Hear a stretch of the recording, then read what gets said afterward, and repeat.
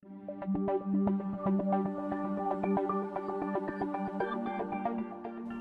Fairfield County, something new comes across my desk every day. Crimes are committed, cases are solved, and a community is made safe by the hardworking employees of the Fairfield County Sheriff's Office.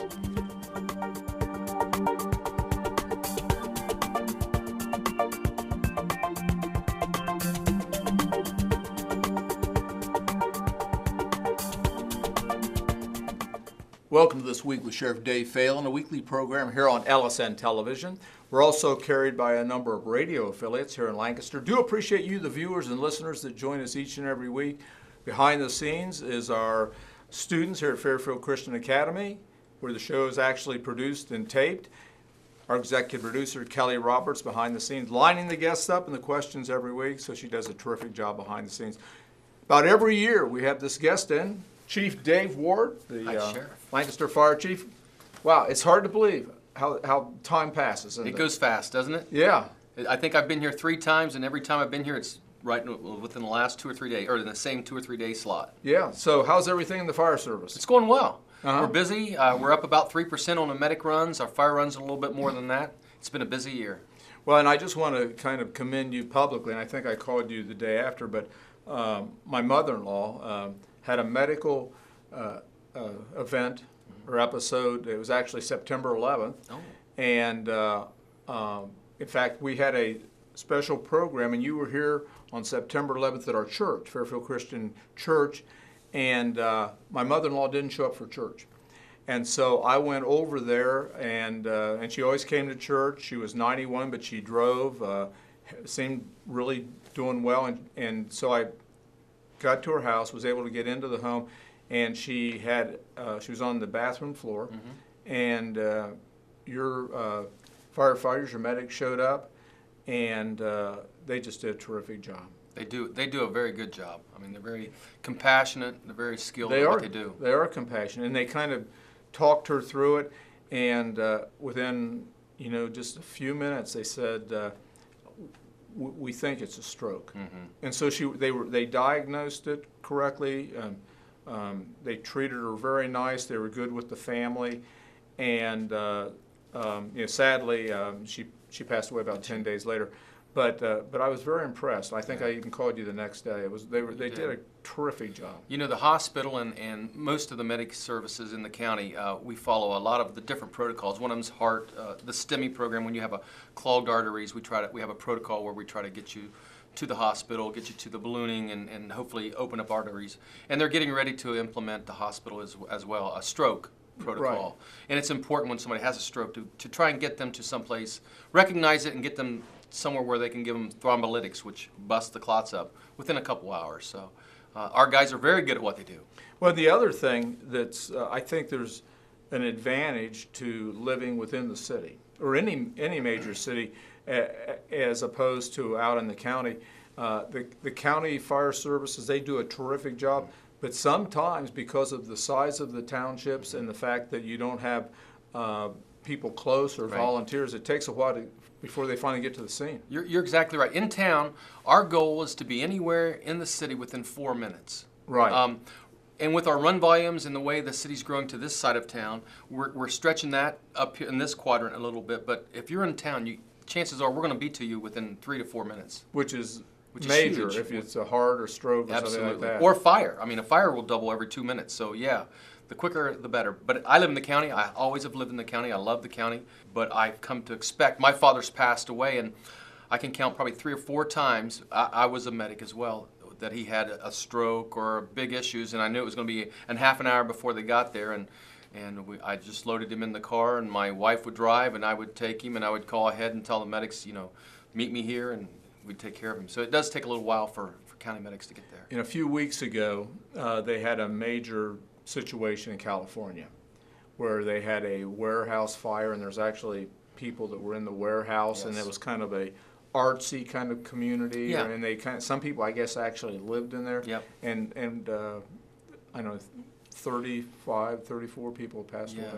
And it's bad, and it kind of speaks to what we do as a fire department. Everybody thinks of fire and EMS, but a big part of what we do is to go out into every commercial business in the city and we inspect those annually, whether it's schools or any business, anything that's open to the public, we try to get there.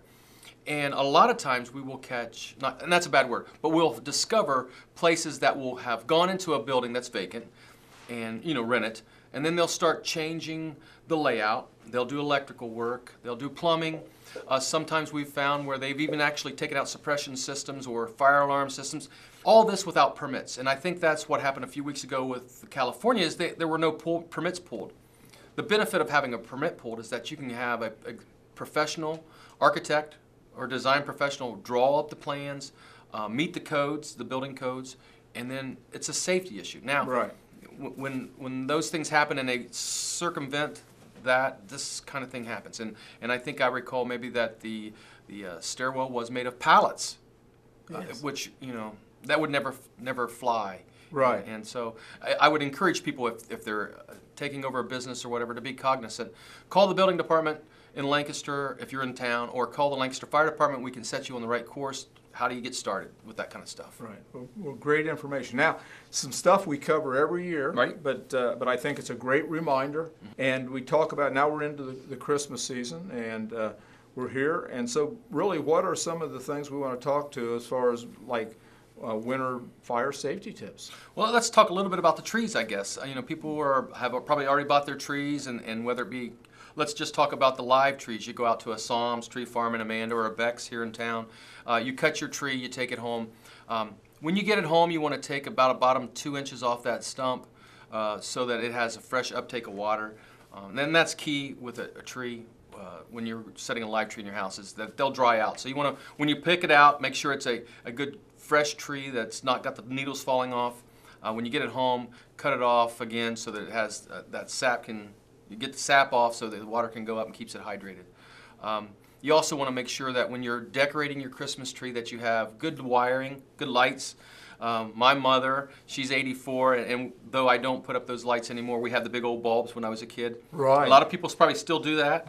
Right. You want to make sure that those aren't frayed and there are no missing bulbs, and you don't want to daisy chain those lights together.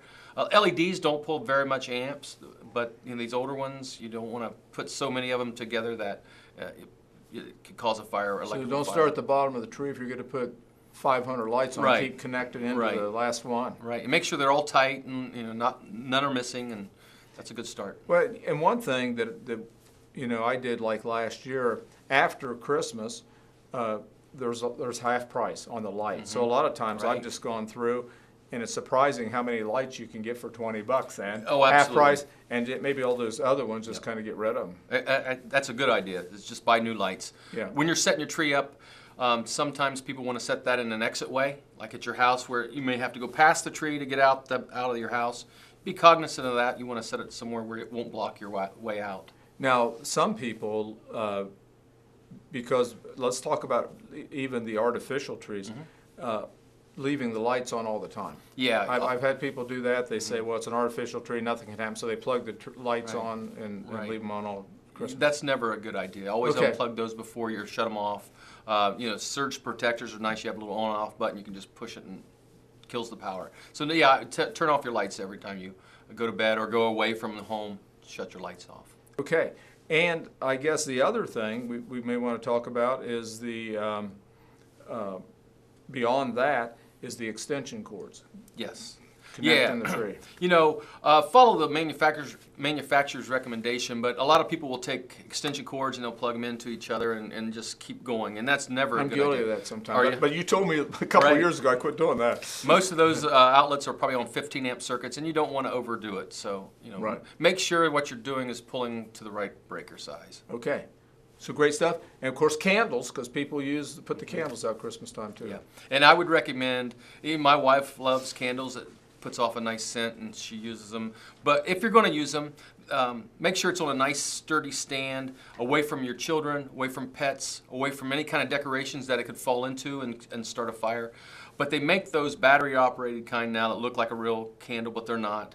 Right. Much safer. You can put them in your windows and not worry about the curtains catching on fire, and those are very nice. Yeah, I remember a few years ago we had some candles, and we've changed that since. And you're right, the battery operated ones, they're nice. They automatically come on and off so many hours. a couple batteries will do you the entire season and, Oh, yeah. and beyond. But I can remember touching some of those older bulbs, and they were very hot, and you yeah. have curtains Yeah. around there and those kind of things. It'll melt the curtains. Right. Yeah, absolutely. Yeah. What about fireplace? A lot of people burning the fireplace this Yeah. time of year. And those Hopefully they've started beforehand, before now, cleaned out their chimney. Either they cleaned it out or had some professional get up there and clean out the soot, make sure there's no creosote. And how often should that be done? Before you start in the season. Every year? I would. Okay. Yeah. Even though you burn dry season firewood, it's always a good practice to get up there or have somebody get up there and clean your chimney. And then when you start your fire up, you make sure that you have non-combustibles no closer than 3 feet, or the combustibles no closer than 3 feet from your stove or your fireplace. If it's a fireplace, make sure you keep the screen on it so it doesn't pop out and land on your carpet or something like that. A lot of people, and I was guilty when I was a child, we had a fireplace, and it was always fun to take that wrapping at Christmas Eve and throw it in the fireplace, and you get that green and the reds and all that. Right. But then that a lot of times will catch your chimney on fire, so I wouldn't recommend doing that. Yeah. And what about the gas fireplaces? Well, we want to make sure they're vented properly and installed according to manufacturer's Now, recommendations. with the gas fireplaces, is there still a necessity to go ahead and clean? Does the creosote and stuff still build up with the gas? Well, Is that natural more gas, specific? that's wood. That's wood. So that's a wood Yeah, issue. yeah. So with the gas fireplaces, Yeah. that's not a problem. No. Okay. No, Very no. interesting. Yeah. And well, we've got a couple minutes, so let's talk just a little bit about smoke detectors. Again, we recommend smoke detector batteries be changed when we change our clocks. So in October, 1st of November, change your batteries, and again when we change our clocks in the spring. There's two types of smoke detectors. You have the ionization, which responds to like fast flaming fires. Most people, I think, are killed by slow the smoke. Right. So the photoelectric are also the kind of respond better to that. So when you buy smoke detectors, make sure they have both, and they'll have a little P marked on them for photo ionization, and you want to make sure it has that.